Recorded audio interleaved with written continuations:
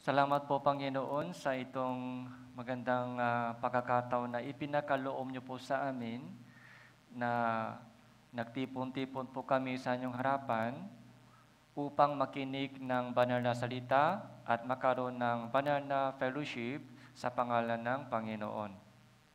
Samahan niyo po kami sa oras na ito sa aming pagkikipagtungo sa bawat isa. Nawa pakalooban niyo po kami ng kalakasan at kaaliwan sa pamamagitan ng salita mo para yung mga kapatiran na dumadaan sa iba't ibang uri ng pagsubok, pakalooban niyo po sila ng yung kagalakan nanggagaling sa inyong banal na salita.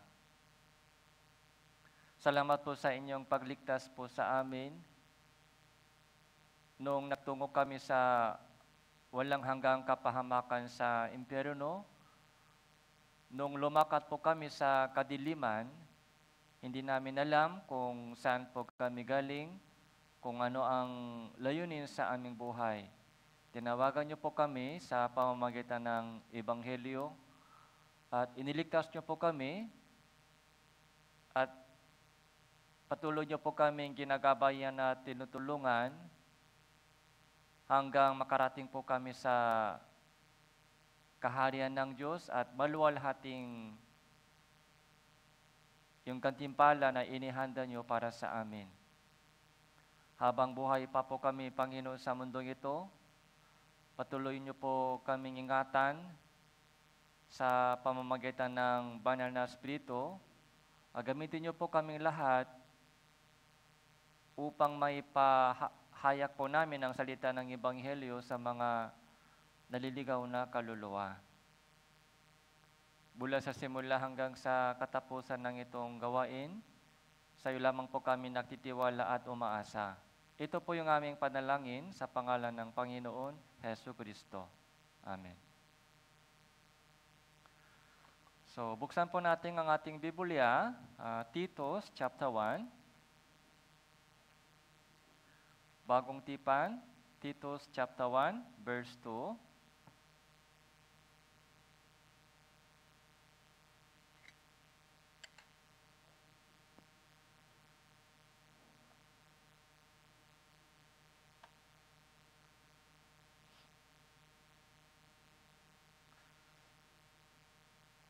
So, magbula verse 1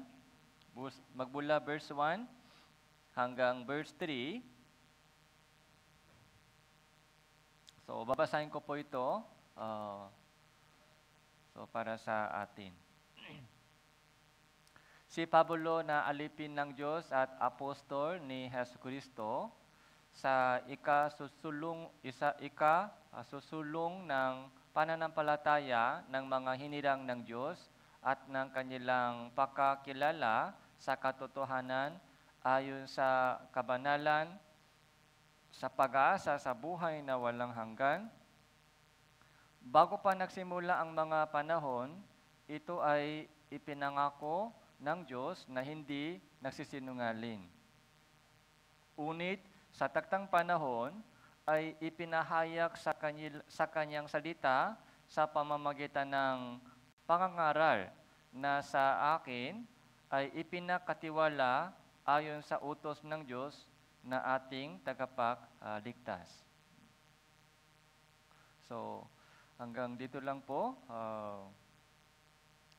Yung topic po natin ngayon ay pag-asa sa buhay na walang hanggan. So, ito po yung palagi po ay topic po sa lahat ng sermon po tuwing Sunday or Wednesday. Kahit iba't ibang title, pero yung pinaka-nilalaman sa bawat sermon ay may kasamang lesson po ito, pag-asa sa buhay na walang hanggan.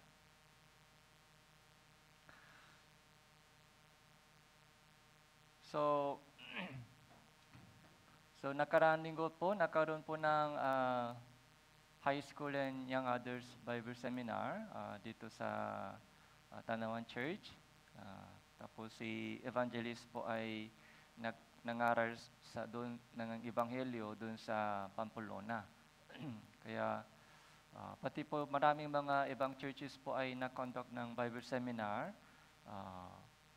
So pakisama po sa prayer yung mga bagong ligtas para tuloy po sila sa kanilang pamumuhayang Kristiyano. Yung kaligtasan po ay pasimula lamang. Kaligtasan po ay pasimula lamang ng isang panibagong buhay. So yung buhay po dating buhay, dating pamumuhay, saka yung panibagong pamumuhay ay makaiba. So dito po, Titos po ay isang sulat po ni Apostol Pablo para kay Tito. Verse 4, sabi po doon, kay Tito na aking tunay na anak sa iisang pananampalataya. So tinawag po ni Apostol Pablo si Tito na isang tunay na anak. Si Apostol Pablo po ba may anak? Hindi po siya nagkasal. Wala po siyang asawa, pero marami po siyang anak. Pero yung anak po dito, hindi po galing sa katawan, kundi galing po sa pananampalataya. Spiritual na anak. Kaya sa pamamagitan ng pangaral po ni Apostol Pablo, so maraming kaluluwa ay naligtas, tapos sa pamamagitan ng pag-alaga ni Apostol Pablo, maraming mga manggagawa katulad po ni Tito, katulad po ni Timoteo ay tumulat kay Apostol Pablo. Kaya sila po yung tinawag na anak ko sa pananampalataya. So yung pinaka-keyword po dito ay buhay na walang hanggan. Ito po yung pag-asa po natin. Buhay na walang hanggan. Verse 2, bago pa nagsimula ang mga panahon, ito ay ipinangako ng Diyos na hindi nagsisinungaling.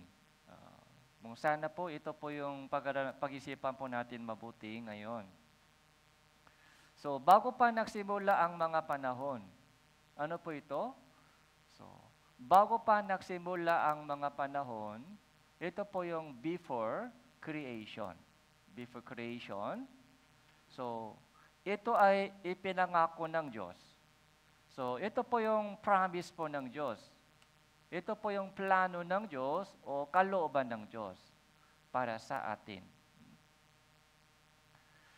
So, nung hindi pa natin nakilala ang tunay na Diyos, wala po tayong pakialam sa Kanyang pangako, sa Kanyang plano.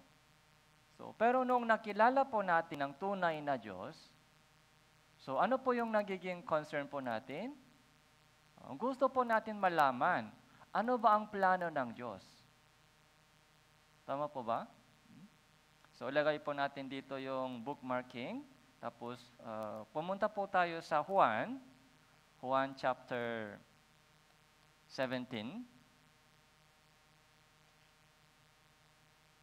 So, Juan chapter 17.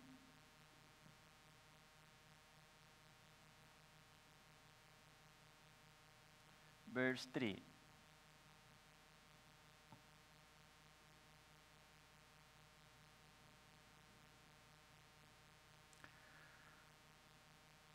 So, 3 and 4, babasahin ko po. At ito ang buhay na walang hanggan, na ikaw ay makikilala nila na iisang Diyos na tunay at si Jesucristo na inyong sinugo. So, niluwalhati kita sa lupa sa pagtatapos ko ng gawain, ibinigay mo sa akin. So habang binabasa po natin yung Biblia o nakikinig po kayo ng Biblia sa salita ng Diyos, pag nakita ninyo ang buhay na walang hanggan, pag nakita nyo po yung words buhay na walang hanggan, stop ka dyan, stop. Okay? Tapos, pag-isipan po natin, pagbubulay-bulay po natin, yung buhay na walang hanggan. Yung walang hanggan. Okay? Buhay na walang hanggan. Dahil, doon po, napaka-lalim po yung meaning. Buhay na walang hanggan. So, bago pa nagsimula ang panahon, so ano po ito? Bago pa nagsimula yung panahon,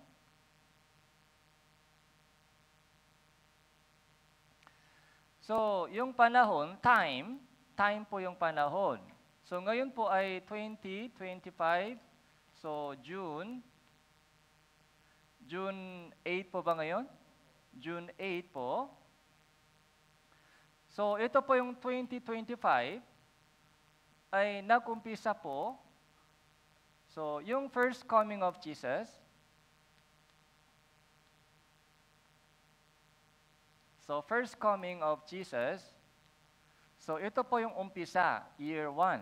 Year 1, year 2, so year 3, tapos ngayon, year 2025.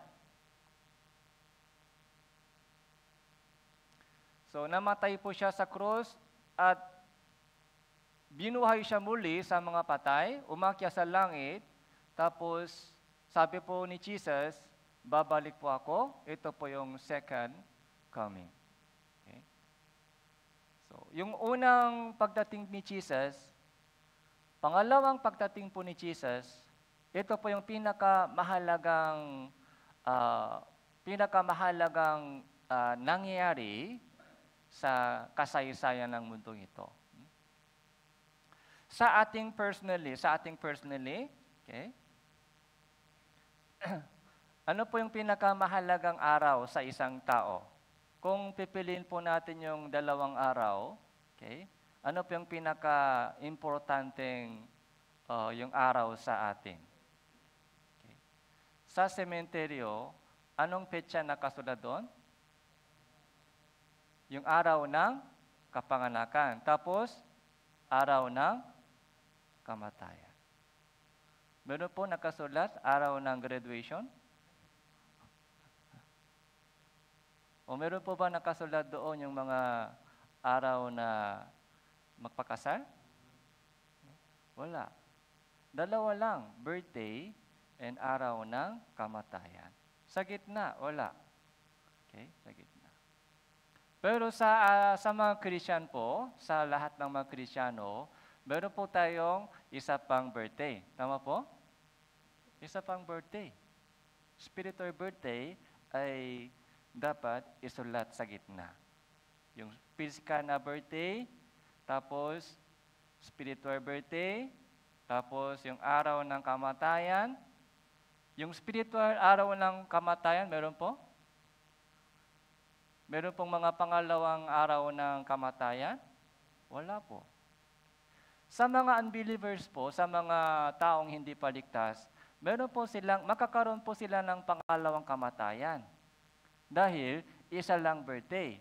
Kung isa lang birthday, magiging dalawa po yung kamatayan. Pero kapag dalawa po yung birthday, isa lang kamatayan. Tama po ba? Napakahalaga po yun. Okay. Kung isa lang birthday, physical, saka yung walang second birthday, ibig sabihin, yung buong buhay niya, mula nung ipinanganak hanggang kamatayan, saan po siya busy? Puro makamundong bagay lang busy. Okay.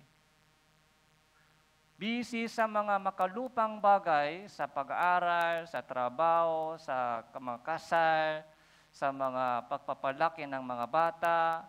Okay. Tapos yung mga tagumpay sa mga career, tapos patay. Yung buong buhay niya ay para dito lang sa lupa. Okay. Wala siyang pakialam sa kalooban ng Diyos. So wala siyang concern sa kalooban ng Diyos. Puro yung mga sariling plano lang, sariling plano. Okay. Sa isang tao po, birthday mula sa ipinanganak hanggang sa kamatayan. Okay? Okay. 70 OAT. Okay? Nandito po tayo. So, pero sa buong history,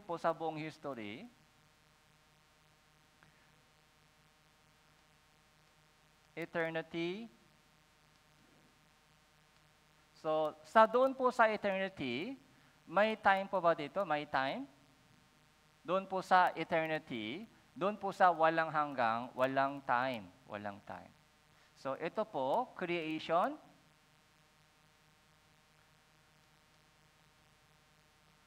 Dito po, nag-umpisa po yung time. Nagsimula po yung time, tapos sabi po natin, lumilipas yung panahon. Lumilipas yung panahon. Okay. Ito po ay tinatawag na before Christ. Okay. Tapos, mula nung namatay si Jesus sa mundong ito, ay 25 years na. Tapos, ito po yung pinaka-ending. So, katulad po sa buhay ng isang tao, meron pong birthday, tapos mamatay isang tao, ganoon din po. So, meron pong panahon na dilikha ng Diyos ang salibutang ito, nagsimula ang panahon, tapos meron din po yung wakas. Okay? So, ipapakita ko sa inyo yung dalawang verse. So, kung ano po ang layunin, kung ano po yung layunin ng Diyos sa kanyang paglikha sa mundo ito. So, balik po tayo. Titus chapter 1.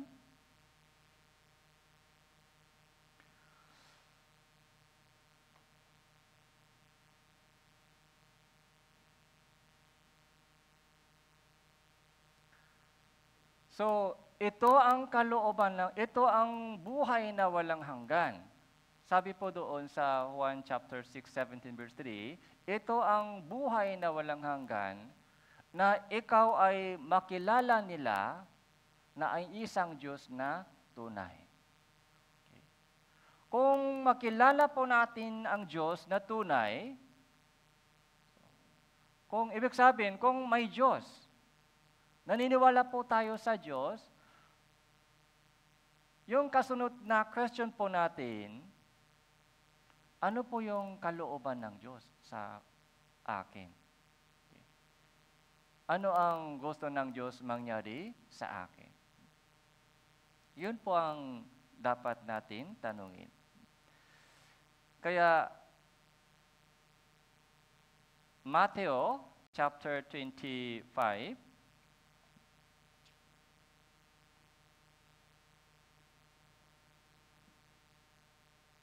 verse 33.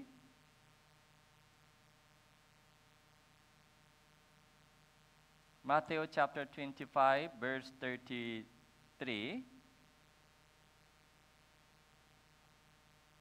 At ilalagay niya ang mga tupa sa kanyang kanan, subalit ang mga kambing ay sa kaliwa. Pagkatapos ay sasabihin ng hari sa mga nasa kanyang kanan, halikayo, mga pinagpala ng aking Ama, manahin ninyo ang kaharian, inihanda para sa iyo mula sa pagkatatak ng salibutan. Okay. So, sabi po ng Diyos sa mga nasa kanan. Nasa kanan po may tupa. Okay. Yung tupa po ay yung mga taong ligtas. Sinabi po ng Panginoon sa kanila, manahin ninyo ang kaharian na inihanda para sa iyo mula sa pagkatatak ng salibutan. Okay. So, ano pong ibig sabihin? Mula sa pagkatatak ng salibutan, mula sa pagkatatak ng salibutan, ano po ang inihanda ng Diyos? Ano po ang nasa isip ng Diyos? Okay. Yung heaven. So, kaharian po ng Diyos, ito po yung inihanda ng Diyos. Ito po ay ipinangako ng Diyos, ito po yung eternal life. The same meaning. Kaharian ng Diyos, buhay na walang hanggang, the same meaning. Okay. So, ito po yung ipinangako ng Diyos sa atin. Ito po yung inihanda po ng Diyos para sa atin mula sa pagkatatak ng salibutan. Bago pa nagsimula ang panahon, mula sa pagkatatak ng salibutan, ito po yung nasa puso ng Diyos. Okay. Ito po yung nasa isip ng Diyos.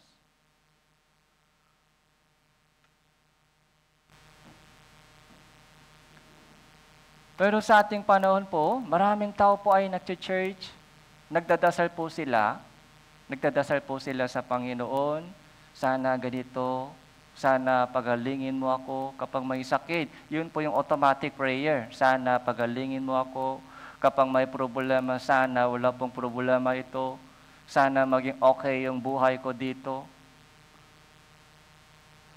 Kapag pinapakinggan yung kanilang prayer, yung kanilang hinihingi sa Diyos ay napakalayo doon sa kalooban ng Diyos. Nagdadasal po ba tayo na sana, narinig po ba ninyo sa mga prayer ng unbelievers na sana maligtas ako, sana maligtas yung mga pamilya ko, sana makapunta ko sa langit. Sabi po nila, kung dadalhin niya ako sa impyerno, sana makapunta ko sa langit, pero kahit dadalhin niya ako sa impyerno, wala akong magagawa. Tatanggap ko na lang. Kung dadalhin niya ako sa impyerno, tatanggapin ko lang. Wala akong magagawa. Nakakalungkot na bagay po ito. Nakasulat sa Biblia, malinaw na po nakasulat sa Biblia, kung paano makapunta sa langit, kung ano ang kalooban ng Diyos sa atin. Tapos may paraan din po nakasulat sa Biblia kung paano makapunta sa kaharian ng Diyos. Lahat po ay nakasulat sa Biblia, yung paraan.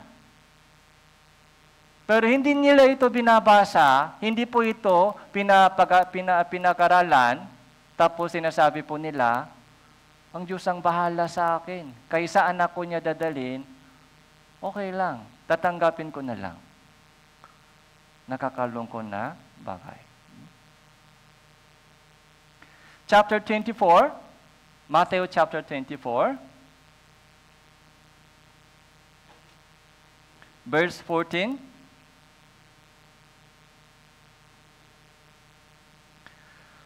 At ang magandang balitang ito ng kaharian ay ipahahayag sa buong daigdig bilang patotoo sa lahat ng mga bansa at pagkatapos ay darating ang wakas. Darating ang wakas. Ang magandang balitang ito ng kaharian. Okay. Noong namatay si Jesus sa cross, yung una niyang pagdating po ay para sa kaligtasan. Yung first coming of Jesus ay for salvation.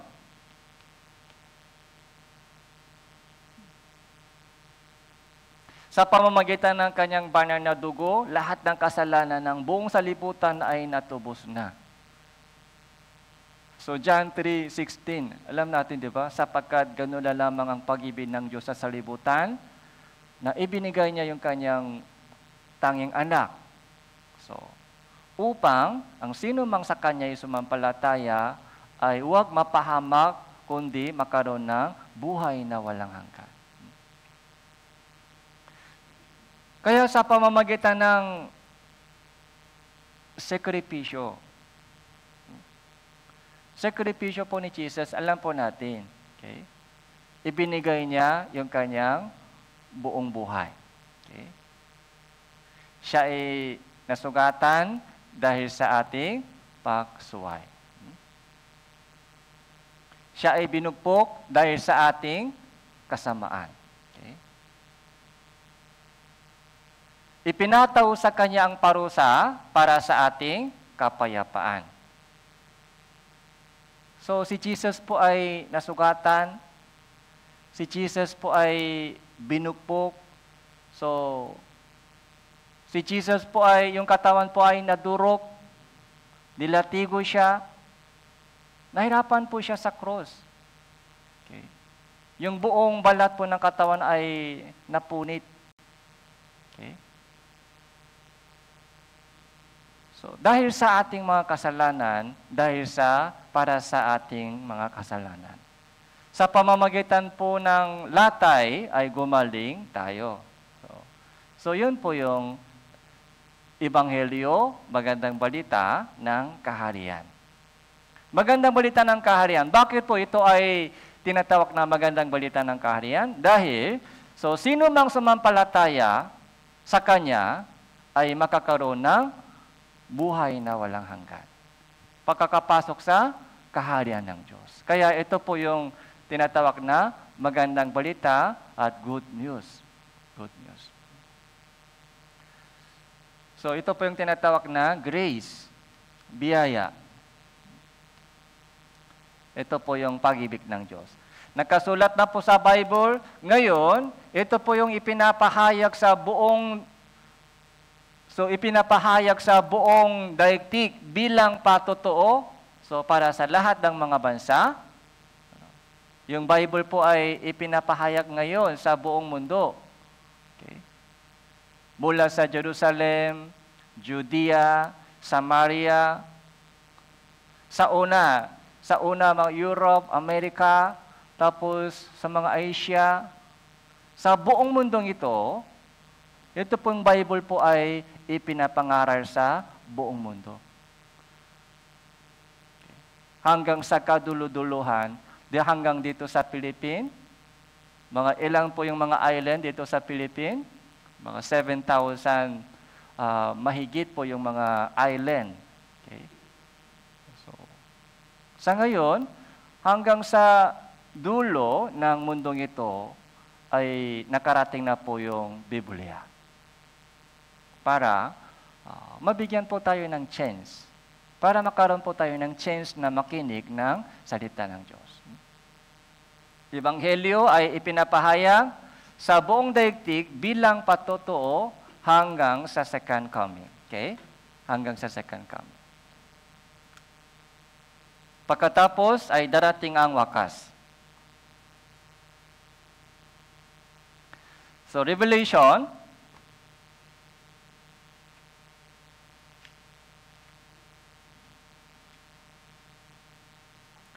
chapter 21, Revelation, chapter 21.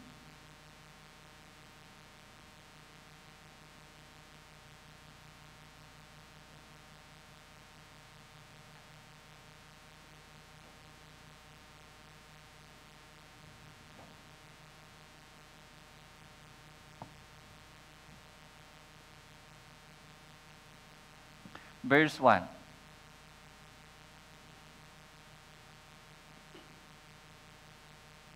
Nakita ko ang isang bagong langit at ang isang bagong lupa, sapagkat ang unang langit at ang unang lupa ay lumipas na at ang dagat ay wala na. So chapter 21 po, nakikita po natin yung bagong langit, bagong lupa. Yung lupa ngayon ay ito po yung unang lupa at unang langit. Ito po yung nilikha ng Diyos doon sa creation. Nung habang ipinapahayag ang Ebanghelyo, ito sa buong daigdig, so di ba dumadami po yung mga taong ligtas? Dumadami na po, padami po yung taong ligtas kapag puno na po yung bilang number. I-close na po ng Diyos yung history po ito, i-close. I-close po ng Diyos yung pinto ng barko. Okay. Pinto ng barko. Okay. Pagpuno na. Okay. Pagpuno na po yung number ng ligtas, so tatapusin po ng Diyos yung history. Tapos, papasok po tayo sa bagong langit at bagong lupa. So, yung separation. Kaya yung mga bagong langit, bagong lupa, so ito po yung kaharian ng Diyos, verse 3. At narinig ko ang isang malakas na tinig na mula sa trono na nagsabi, masdan ninyo ang tabernakulo ng Diyos ay nasa mga tao, siya ay maninirahan kasama nila at sila ay magiging bayan niya. Ang Diyos mismo ay makakasama nila at sila ay magiging Diyos nila. Verse 4, basahin po natin ito ng sabay-sabay. 3, 2, 1. At papahiran niya ang bawal luha sa kanilang mga mata, at hindi na makakaroon ng kamatayan, hindi na rin makakaroon pa ng pagtadalamhati o ng pagtangisman o ng kirot man, sapagkat ang mga unang bagay ay lumipas na. Unang bagay, unang creation. Okay. Yung unang langit, unang lupa, yung buhay natin sa loob ng itong laman ay tapos na.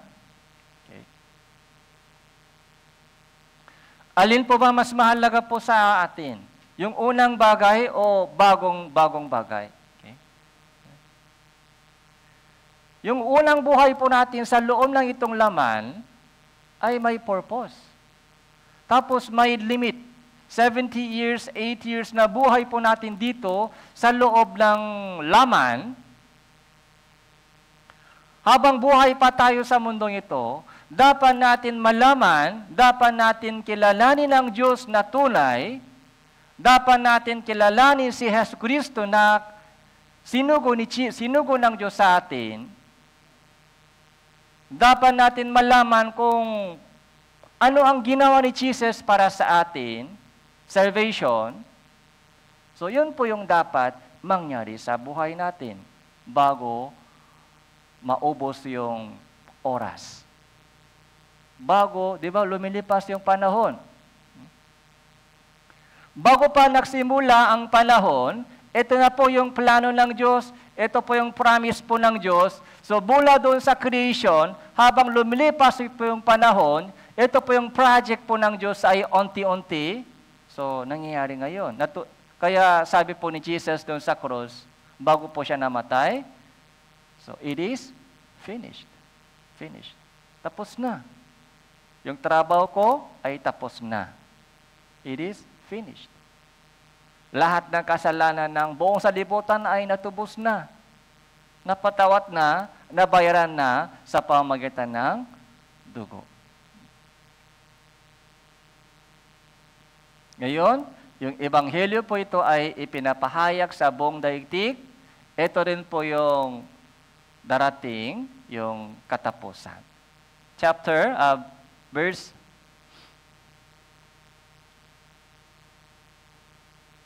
Kaya dito po, sa langit walang luha, walang kamatayan, walang pagtadalamhati, walang pagtangis, walang kirot, walang sakit. So ito po yung gusto ng Diyos. Dito po gusto ng Diyos dalhin tayo. Verse 6. Verse 5, sinabi ng nakaupo sa trono, masdan ninyo, ginagawa kong bago ang lahat ng mga bagay. Sinabi rin niya, isulat mo sapagkat ang mga salitang ito ay tapat at tunay. 6, sinabi niya sa akin, naganap na. Ako ang Alpha at ang Omega, ang pasimula at ang wakas. Ang nauuhaw ay aking painumin ng walang bayad sa bukal ng tubig ng buhay. Anong sabi ng Diyos dito? Natupad na. Natupad na. The same. Sabi po ni Jesus sa cross, natupad na. Sinabi ng Diyos dito, it is done. It is done. Okay? Yung kalooban ko, yung plano ko ay done. Okay.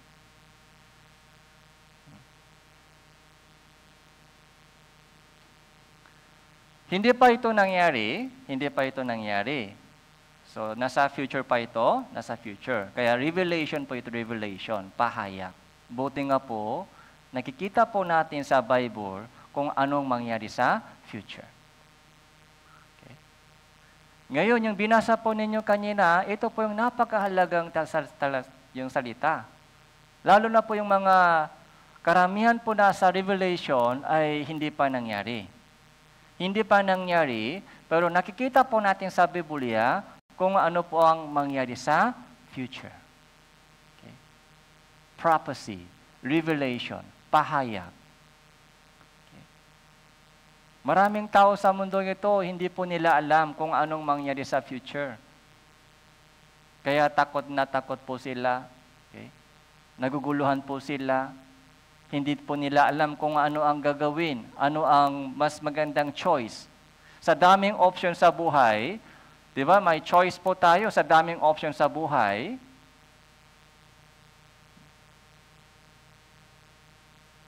Kung hindi po alam, kung walang idea sa future, okay, pakulang po yung information about future, so magiging mali po yung choice natin.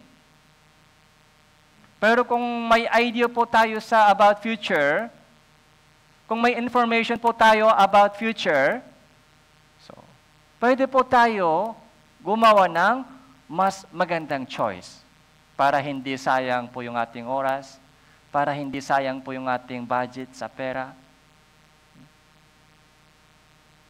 Ito yung mangyari sa buhay ko, ito yung mangyari sa hinaharap, kaya ito yung gagawin ko.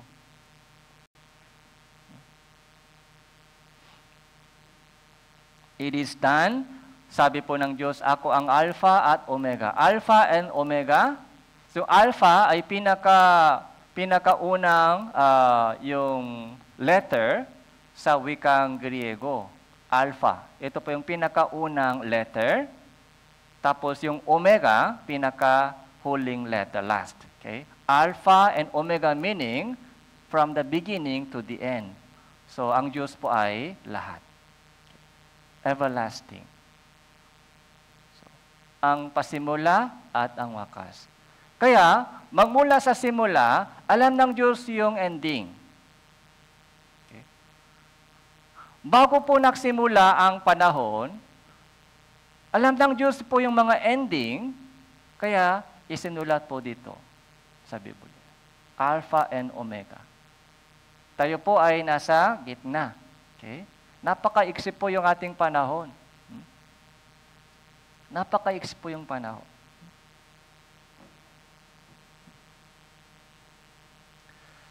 So, compare po sa ating buhay po dito, sa tingin nyo po, yung buhay po natin 70 o 8 years, mahaba po yung buhay dito o maiksi lang? Tatanungin po natin yung mga senior, mga brother dito, sister dito. Maiksi ba yung ating buhay dito o mahaba? Maiksi lang. Parang kahapon lang, pero 60 na, 70. Maiksi, napakabilis.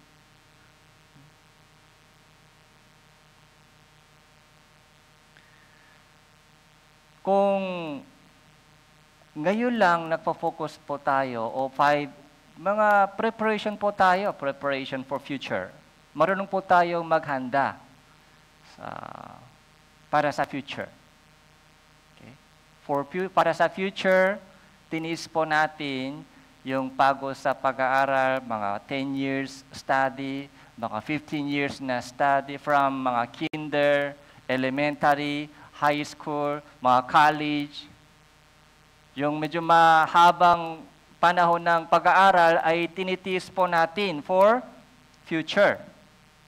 Future. Okay? Pero yung future po ay 20, 30 years lang po yung future natin.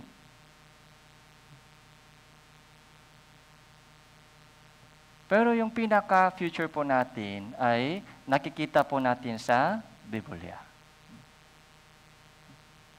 Yung future po natin, ano po yung future po natin? Okay, hanggang mamatay lang po yung future natin. Yun lang po yung mga future po natin hanggang mamatay.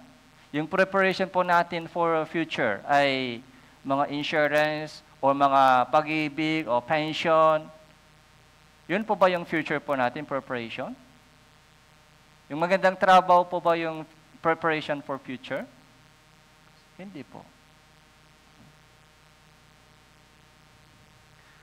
Kaya kapag lubog na lubog tayo sa mga maraming alalahanin sa buhay, so kailangan po natin basahin yung Biblia para palawagan po yung ating pananaw sa buhay. Okay? So long-term project.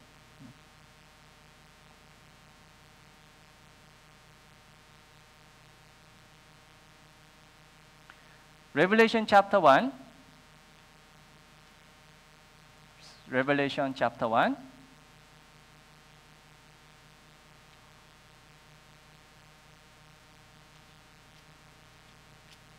Verse 1.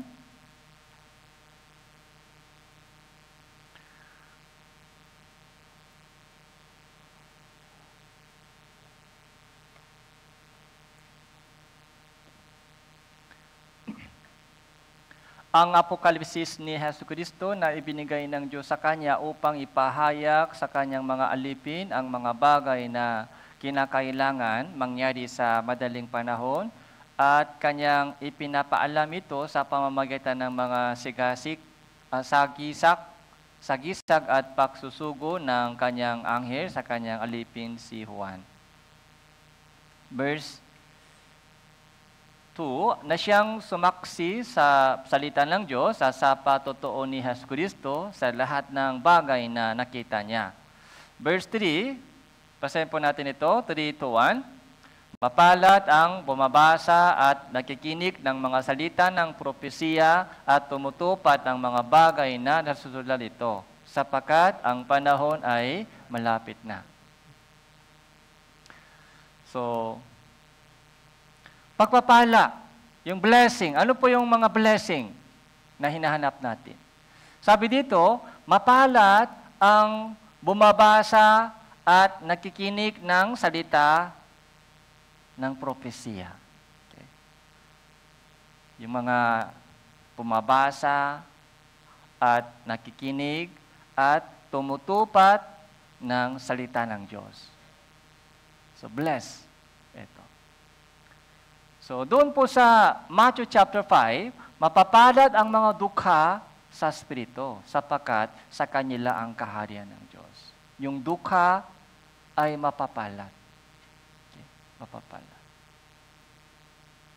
So, dito, mapalad ang bumabasa at nakikinig ng salita ng propesiya at tumutupad ng mga bagay na nasusulat dito. Kaya habang tumatagal po ako sa Christian Living, so ito rin po ay lumalaki po yung meaning dito sa akin. Dahil kahit ini-evangelize po natin maraming tao, kilala po natin, mahirap po ba sila, madali ba sila mailigtas o mahirap? Sobrang hirap. Sobrang hirap. Kapag na-experience po natin yung kahirapan sa ating evangelism, so, ano po yung iniisip natin? So, siyempre nalungkot dahil yung mahal po natin sa buhay ay ayaw makinig, mahirap mahikayat, malungkot. Pero at the same time, salamat pa rin. Bakit po? Salamat pa rin. Dahil ligtas na ako. Ligtas na ako. Naniniwala ako sa Biblia. Nagbabasa ako ng Biblia. Nakikinig ako ng sermon.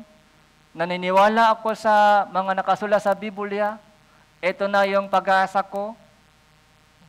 Kahit nahirapan po tayo sa evangelism sa ibang mga kaluluwa, pero salamat pa rin sa ating puso dahil isa ako sa kabilang ng mga taong ligtas. Okay. Mapalad ako dahil bumabasa ako ng Biblia. So, mapalad ako dahil nakikinig ako ng salita ng Diyos. Mapalad ako dahil tumutupad ako ng kalooban ng Diyos. Sumusunod ako sa kalooban ng Diyos. Yun po yung tunay na blessing. Dahil ito po ay mangyayari sa atin. Sa daming mga tao sa mundong ito, so kaunti lang nakikinig ng Ebanghelyo, umattend sa Bible seminar. Sa daming mga ininbitahan po natin, so kaunti lang umattend sa Bible seminar. Tapos, sa mga maraming umattend sa Bible seminar nakikinig, so kaunti lang po naligtas. Kaunti lang. Tapos, sa mga taong ligtas, so, kaunti lang po ay nananatili.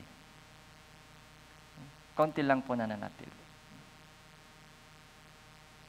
Kaya, kailangan po natin isipin po nito, kung nananatili po tayo sa church, ito po yung napakalaking blessing. Sa daming tao sa mundong ito, nakinig ako ng Ebanghelyo. Okay. At ligtas na. Tapos hanggang ngayon, tuloy-tuloy ako sa pamumuhay Kristiyano sa iglesia, parang ito po ay isang miracle. Okay. Ito po ay isang miracle. Yung mga pagpunta nyo po sa church ngayon, sa araw na ito, hindi po ito basta-basta nangyari. Sa kabila ng daming pagsubok sa buhay, sa kabila ng maraming mga tukso ng salibutan, mga trials sa buhay, maraming mga problema. Okay?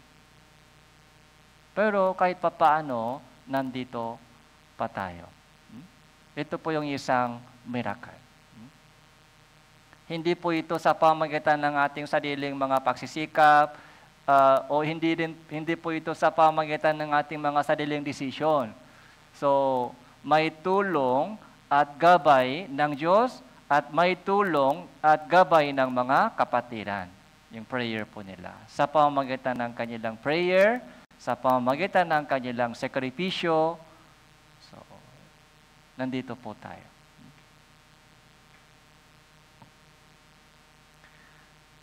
Kaya sana po hanggang humarap po tayo sa pagbalik po ng Panginoon, so tuloy-tuloy pa rin po tayo. Okay? Tuloy-tuloy. Sa Lucas chapter 13,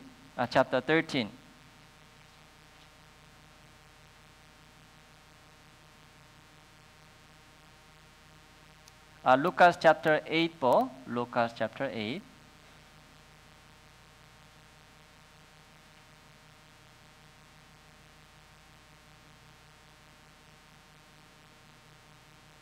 Verse 14.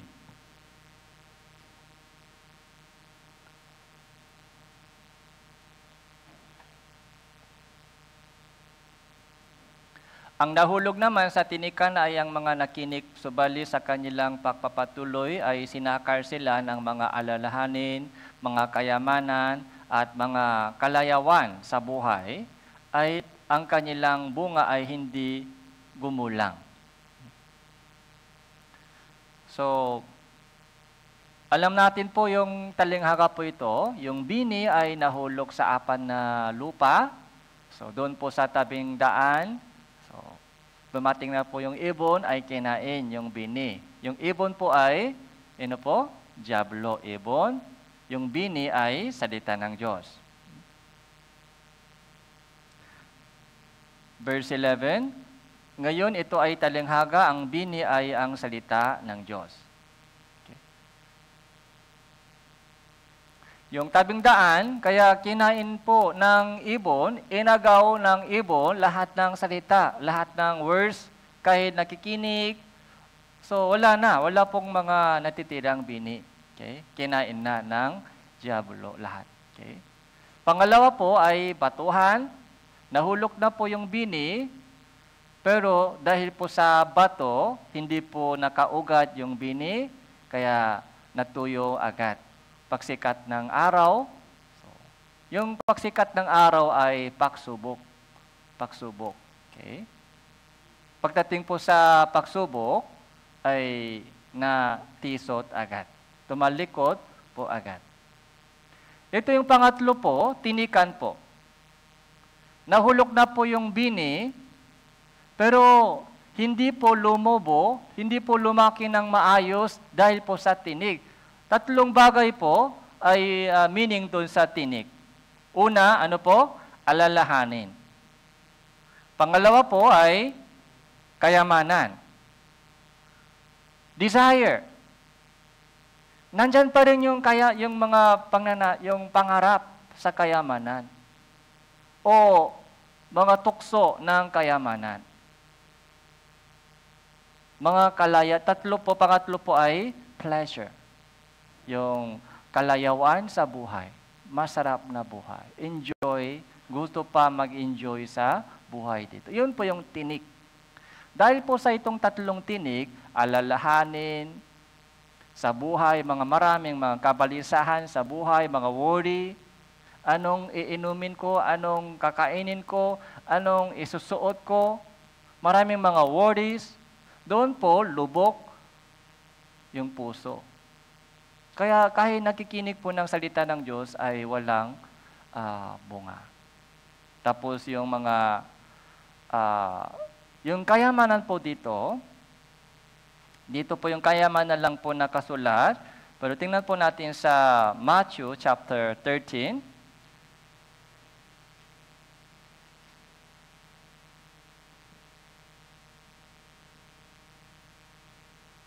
So Matthew chapter 13, verse 22.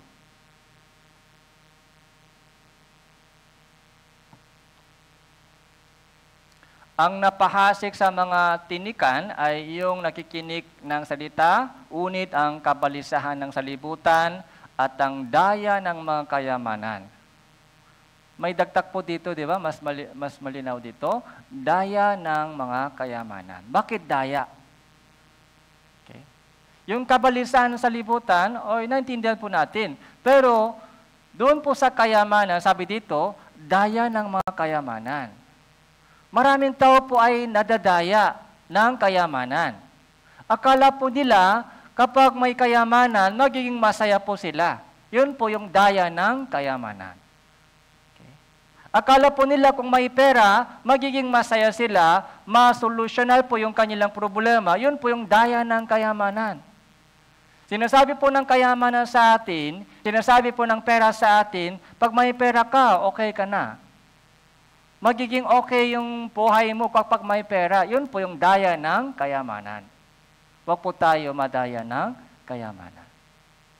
Yung kayamanan po, yung pera, hindi po yung solusyon sa mga problema po natin.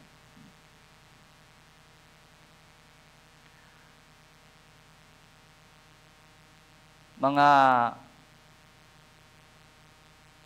alalahanin sa buhay, sa kayong daya ng kayamanan, sa kayong mga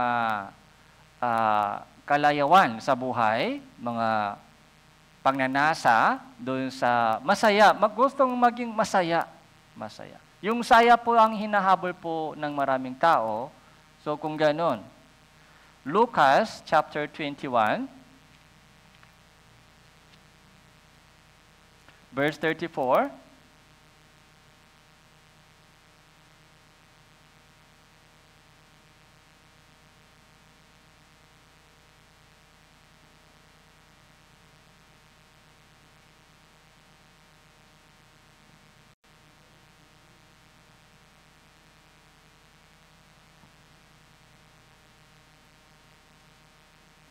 so Lucas chapter 21, ito po ay patungkol sa second coming of Jesus.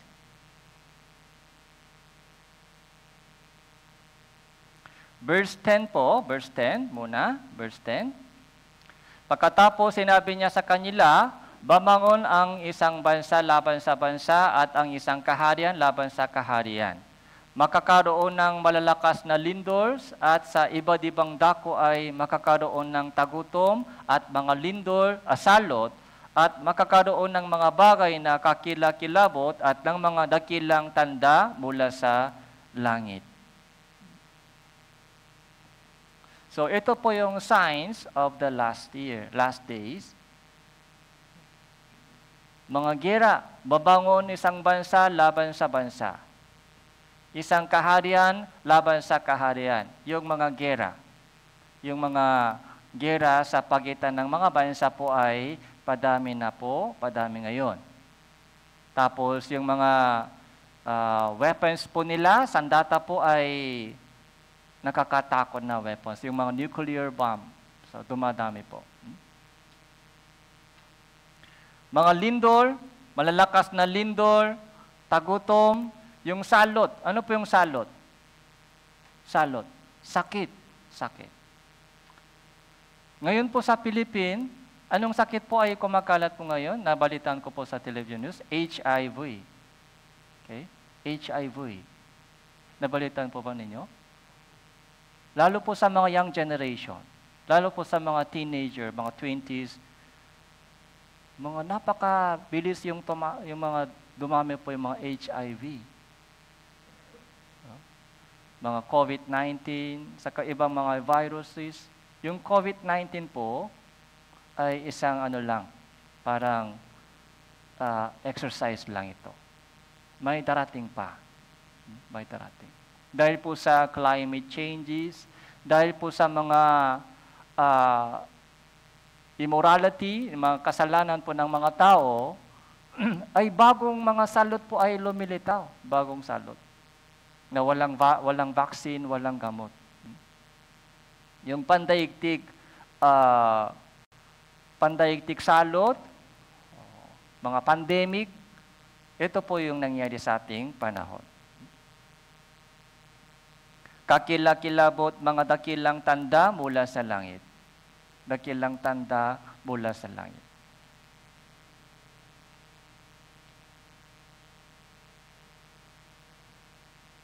Verse 24,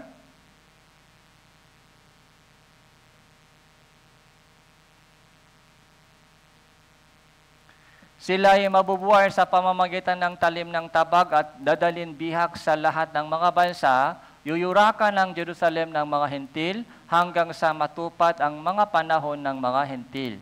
Okay? So ito po yung history ng bansang Israel for 2,000 years. Ano po? History? So dahil po sa kanilang kasalanan, ano po yung kasalanan po ng mga Israelita? Okay. Di ba sila po ay nagsisigaw kay Pilato, ipako si Jesus, ipako siya sa cross. Kahit dumating po si Jesus sa bansang Israel, okay, bilang ina po ni Abraham, okay, pumarito po siya sa kanyang sariling bayan. Pero yung bansang Israel po ay tumanggi kay Jesucristo. Yun po yung kasalanan po nila. Napakahalagang yung lesson po doon sa history ng bansang Israel. Nakita po nila marami mga himala. Yung dakilang gawa ni Jesus. Nakita po nila. Ano po yung ginawa ni Jesus? So, binuhay niya yung mga patay. Binuksan po niya yung mata ng mga bulak, yung bingi, yung tinahimik ni Jesus yung mga alon sa dagat. Tapos sa pamamagitan ng 5 tinapay, 2 yista, ilang tao po ay nabusok na? 5,000 tao ay nabusok na. Napakalaking himala po ito, miracle. Kaya gusto po nilang gawing hari si Jesucristo. Pero si Jesus po, anong ginawa niya? Naging hari po siya ng bansang Israel? Hindi po. Ayaw niya maging hari. Tumakas po siya sa bundok. Dahil yung una niyang pagdating po dito ay hindi para maging hari. Yung hari po ay mangyari doon sa second coming. King of Kings. Babalik po siya bilang King of Kings. Yung second coming po ay para sa judgment. Para sa kaparusahan sa mga ayaw maligtas. Pero yung unang first coming po ni Jesus ay para sa salvation. Kaya lahat po ng mga miracle, okay, pinagaling po niya yung mga sakit, pinakain po niya yung mga gutom, lahat po ng kanyang mga ginawang miracle ay meron pong meaning. Mahal ko po yung meaning. Ano po yung meaning? buhay na walang hanggang salvation. Yun po yung meaning ng mga lahat ng miracles. Pero yung tao po, Israelita po ay, saan po sila nag-focus? Doon po sa miracle na lang nag-focus. Kung si Jesus po ay naging hari po namin, wala kaming problema sa pagkain, paggutom, si Jesus nagbibigay ng pagkain, pag may sakit, si Jesus ay magpapagaling sa amin, wala po kaming problema. Yung kanilang focus po ay sa makamundong bagay lang. Kaya, nung nag-message po si Jesus, yung mensahe po ni Jesus ay puro salvation. Magsisi ka at manampalataya sa Ebanghelyo. Dapat ipanganak ka na muli para makapunta ka sa langit. Ako ang daan, katotohanan at ang buhay. Okay. Yung mensahe po ni Jesus ay puro kaligtasan, puro patungkol sa langit, puro patungkol sa kaharian ng Diyos. Ito ang kalooban ng aking Ama na nasa langit. Bawa nakakita sa anak at sa kanya'y sumampalataya ay makaroon ng buhay na walang hanggan at muli ko siyang bubuhayin sa huling araw. Resurrection. Kaya yung Israelita po ay ayaw nila makinig ng mensahe. Kaya dinala po nila si Jesus kay Pilato, tapos sumigaw po sila, patayin mo itong tao. Ipako siya sa cross. So dahil po sa kanilang kasalanan na tumanggi kay Jesus, tumanggi sa katotohanan, yung history ng bansang Israel for 2,000 years, ikinala sila sa buong mundo, almost 2,000 years, ikinala sila sa buong mundo, kung saan man sila pumunta, pinagpatay sila ng mga Gentile. Yung Gentile po, sino po yung Gentile? Lahat ng ibang mga lahi ay Gentile. Israel, saka lahat ng ibang mga bansa ay Gentile. Yung Pilipino, Gentile. Koreano, Gentile. Hentil tayo, hentil. Israel, Hudyo, saka yung Gentile. Gentile po tayo. Okay? Kaya yung Israelita po ay pinapatay po ng mga hentil, yung kanilang lupain ay naging tigang, yung Jerusalem po ay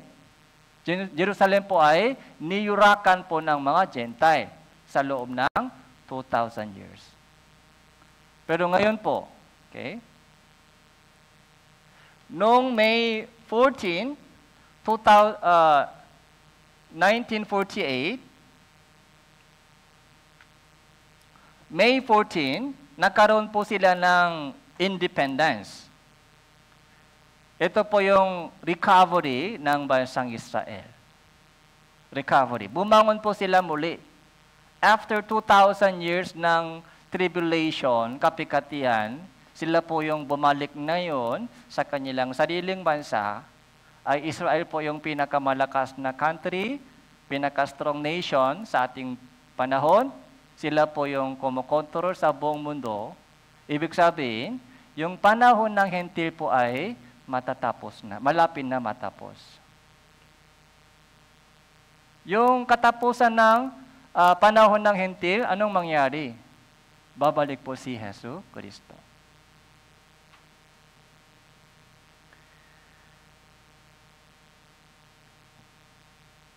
Kaya Lucas chapter 17 po,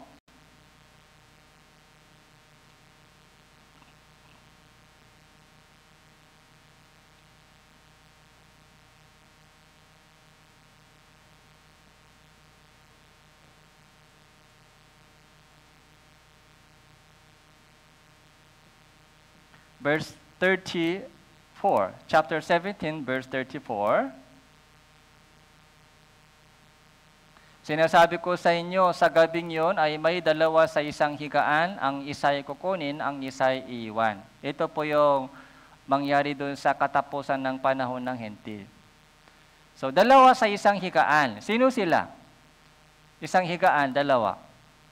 So, maaari mag-asawa, maaari mag-ina o mag-ama. Family po, family. Dalawa sa isang higaan.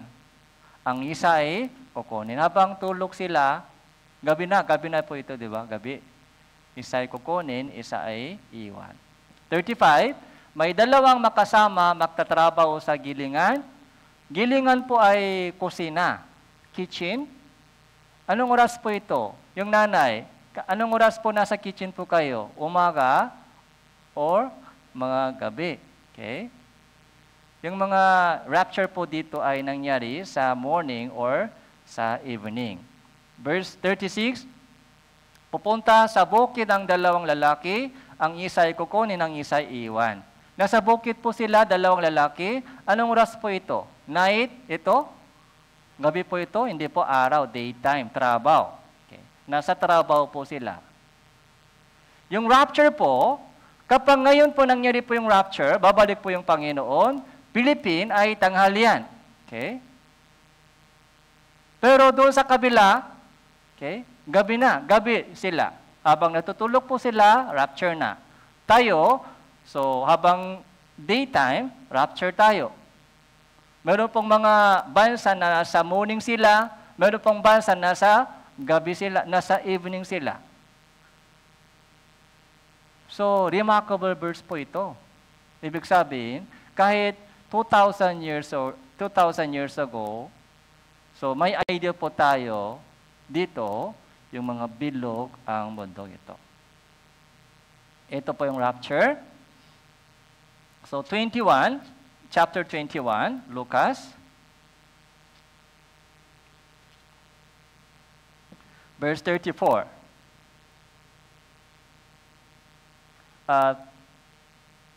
29,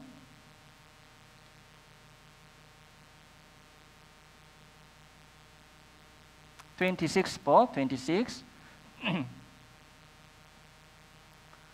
Lucas chapter 21, verse 26 po. Ang mga tao ay malulupaypay dahil sa takot at mangamba sa mga bagay na darating sa daigdig sapagkat ang mga kapangyarihan sa mga langit ay mayayanig.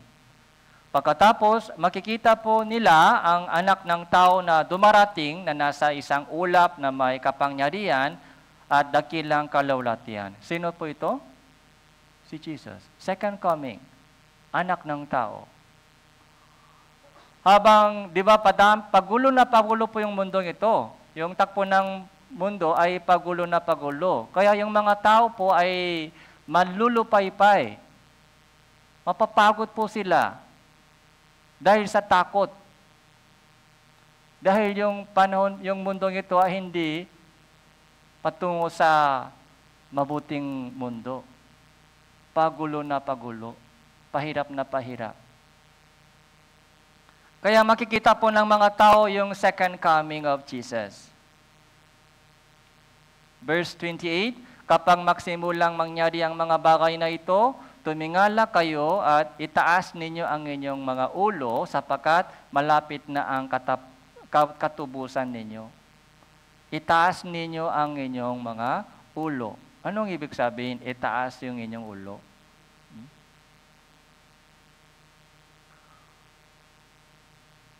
Kapag nagsimulang mangyari ang mga bagay na ito, sa tingin nyo po, nagsimula po ito? Nagsimula po mangyari sa ating panahon? Yes, nagsimulang mangyari po ito.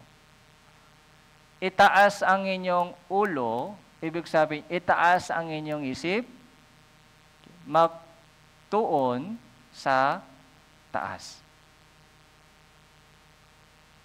Kung sa baba pa din, kung maka-focus pa din sa mga baba, makalupang bagay, bigla po ito mangyari sa iyo. Walang expectation. Ay, akala ko malayo pa. Akala ko malayo pa, kaya marami akong plano sa buhay. Ganito gagawin ko, ganitong gagawin, maraming plano para sa future. Akala ko malayo pa. Yun po yung mangyari sa mga ilang Kristyano. Kung hindi pa gising.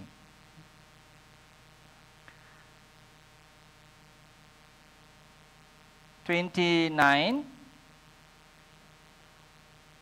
at isinalaysay niya sa kanila ang isang talinghaga. Mastan ninyo ang puno ng igos, ang lahat ng mga punong kahoy, kapag meron ng silang mga daon na nakikita mismo ninyo na nalalaman na malapit na ang tag-aaraw. Ganon din naman kayo, kapag nakita ninyo nangyayari ang mga bagay na ito, nalalaman ninyo na malapit na ang kaharian ng Diyos. Katotohanan sinasabi ko sa iyo, kung lilipas ang salibutan, hindi lilipas ang saldinlahing ito hanggang sa maganap ang lahat ng mga bagay. Ang langit at ang lupa ay lilipas, subalit ang aking salita ay hindi lilipas.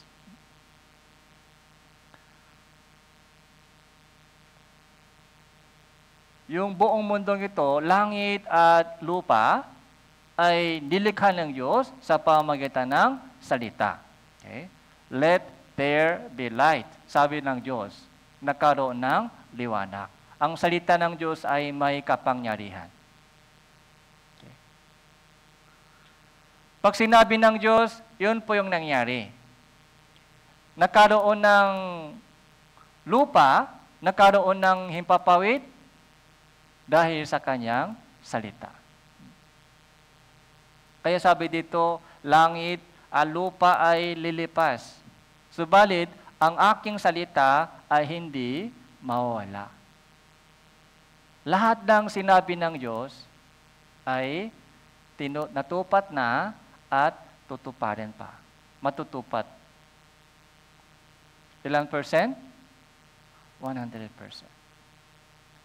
Okay.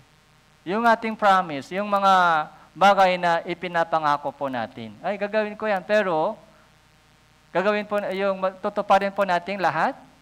So, minsan, hindi tinutupad. Promise lang, pero minsan hindi tinutupad. Pero lahat ng sinabi ng Diyos, lahat ng ipinangako ng Diyos sa atin, tutuparin po ng Diyos? Yes, 100%. Lahat ng nakasulat sa Biblia ay mangyayari, matutupad po ito. Okay. Ang aking salita ay hindi lilipas. Verse 34, basahin po natin ito. 3, 2, 1. Subalit, mag-ingat kayo sa inyong sarili, baka magumo ng inyong mga puso sa katakawan at kalasingan at sa mga alalahanin ukol sa buhay na ito. At biglang dumating ang araw na iyon parang bitak. Ito po yung conclusion. Ganito mangyayari, ganito mangyayari. Hindi pa po ito nangyari, pero sinabi ng Diyos ito, 2,000 years ago ito, 2,000 years ago. Okay? Bago pa ikalat yung bansang Israel, ito po yung nakasulat na. Sa loob ng 2,000 years, lahat po ng nakasulat po dito ay natupad na. Habang lumilipas yung panahon, kaya yung Bible po ito ay senaryo ng history, senaryo. Plano ng Diyos ito. Senaryo po ito ng Diyos. Kahit nangyayari po lahat, ayon po sa Biblia, mag-ingat kayo sa inyong sarili, baka magumon ang inyong puso. Magumon. Baka magumon ang inyong puso. Ano po yung meaning magumon? So, walang naramdaman. Okay. Manhit.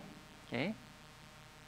Baka magiging manhit ang inyong puso. Kahit natusok yung karayom, walang naramdaman. Okay.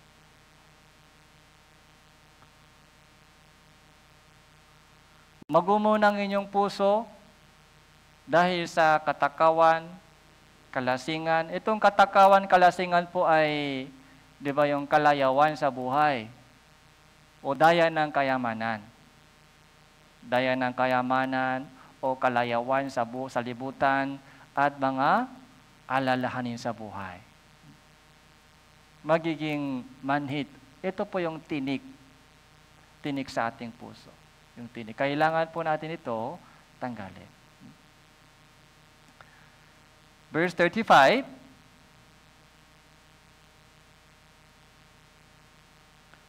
So, basahin din po natin ito. 3, 2, 1. Sapagkat ito ay darating sa lahat ng nabubuhay sa ibabaw ng lupa.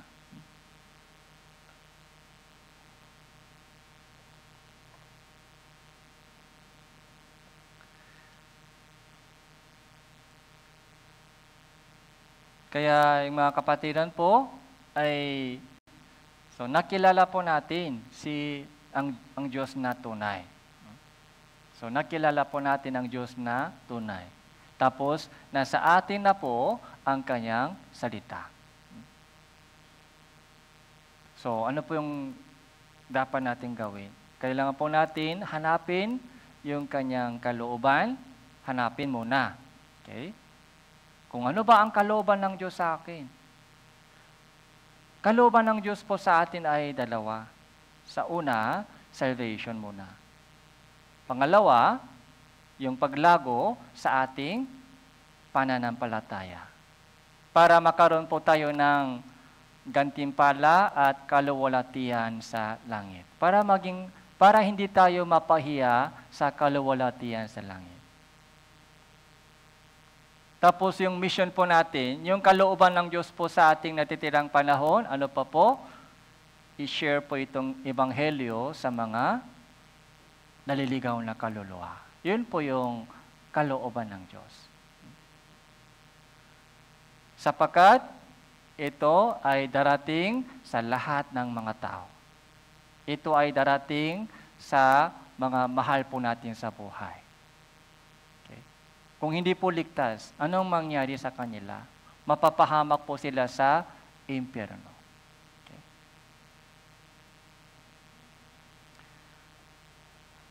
So last verse po natin, 2 Thessalonica chapter 1.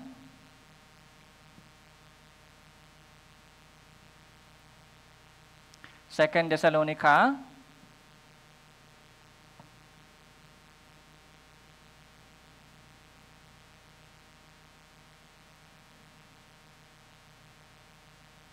Verse 5. Ito ay malinaw na katibayan ng matuwid na paghahatol ng Diyos upang kayo'y aring karapat-dapat sa kaharian ng Diyos na dahil dito na turusa kayo. Sapagkat tunay na matuwid sa Diyos na gantihan ng kapikatian ang mga nagpapahirap sa iyo. Meron po ba nagpapahirap sa iyo? Meron po ba nagpapahirap sa iyo? Anong sabi sa Biblia? Yung katabi po ninyo, nagpapahirap sa iyo? O nag-uusik sa atin? Yung mga nag-uusik, okay? Gagantihan po sila. Gagantihan po sila ng Diyos. Ang Diyos ang bahala sa kanila. Kaya wag po kayo gaganti sa kanila. Ang Diyos po ang gaganti sa kanila.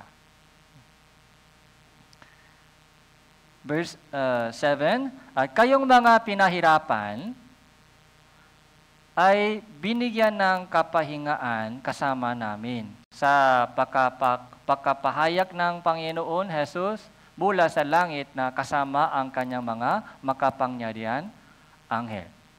Okay. Kayong mga pinahihirapan, pinahihirapan po ba kayo? O nagpapahirap po kayo? Dalawang tao. Mayroon pong nagpapahirap, mayroon pong pinahihirapan. Dapat, pahirapan po tayo, hindi po magpapahirap sa iba. Yung kahirapan po, hindi po dahil sa mga makamundong problema. Yung kahirapan po dito ay dahil sa gawain ng Diyos. Dahil sa Ebanghelyo. Okay. Kung hindi po tayo kumikilos para sa gawain ng Diyos, walang suffering, walang pag-uusik. Okay lang, parang okay lang po yung buhay. Kung hindi po tayo kumikilos. Kung walang sacrifice po tayo para sa Diyos. Kung timing lang po tayo at hindi po nag-evangelize sa mga family mo, walang pag-usik. Walang pag-usik. Walang umuusik sa iyo. Walang nagpapahirap sa iyo. Pero kapag binuksan mo yung bibig mo, tapos mga kinakulit po sila, ipa-attend sa Bible seminar, walang suko, paulit-ulit, kung ganun po, magpapahirap sa iyo.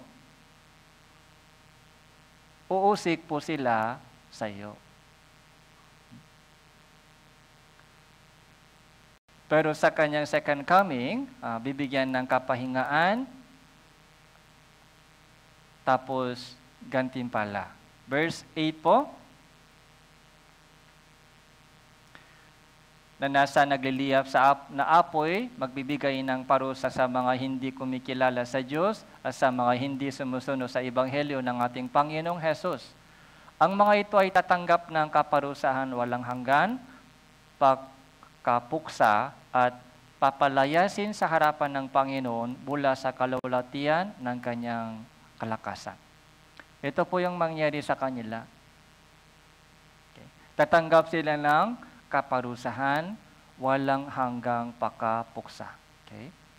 Tandaan po natin kung anong mangyari sa kanila. Okay? Kapag tumanggi po sila ng Ebanghelyo, kung hindi po sila ligtas, kapag kung tumahimik po tayo, at hindi po natin evangelize sa kanila, mapapahamak po sila sa walang hanggang pakapuksa. Yung lawa ng apoy. Pag pinuksan po natin yung Biblia, malinaw na po yung ating yung misyon. Pag hindi po natin alam yung salita ng Diyos, so malabo po yung ating misyon. Anong gagawin ko? Araw-araw, ano ang dapat kong gawin? Bakit tumitibok pa yung puso? Ano ang purpose ng buhay? Malabo. Pero pag binuksan po natin yung Biblia at basahin po yung kanyang kalooban, so magiging malinaw po yung ating buhay. Ay, ito na yung dapat kong gawin. Ito ang dapat kong gawin. Magiging malinaw po sa atin. Okay? Tapos, doon po sa Biblia, nakikita rin po natin kung gaano kadakila ang pag-ibig ng Diyos sa atin.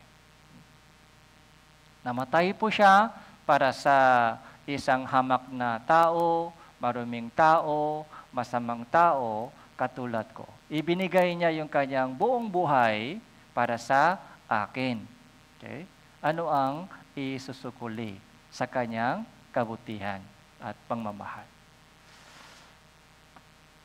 Kaya po, so hanggang dito lang po. So manalangin po tayo. Panginoon, salamat po sa inyong mensahe na ipinakaloob niyo po sa amin. Pabuksan niyo po ang aming spiritual na mata upang makakita po kami ng dakilang kalooban mo at layunin mo sa bawat isa sa amin dito. Nakikita po namin, Panginoon, na ang lahat ng nakasulat sa Biblia ay natutupad sa harapan po namin sa mundong ito. Bigyan niyo po kami ng kataimtiman sa aming prayer para sa mga mahal po namin na hindi pa ligtas. Bigyan niyo po kami ng katapangan upang may pahayag po namin ang Ebanghelyo sa kanila ng katapangan ng Panginoon. Yung mga kapatiran po na dumadaan sa iba't ibang uri ng pagsubok at kahirapan, pagturusa, pakalooban niyo po sila ng kalakasan at kaaliwan at kagalakan nanggagaling po sa inyo, Panginoon. Ito po yung aming panalangin sa pangalan ng Panginoon Hesus Kristo. Amen.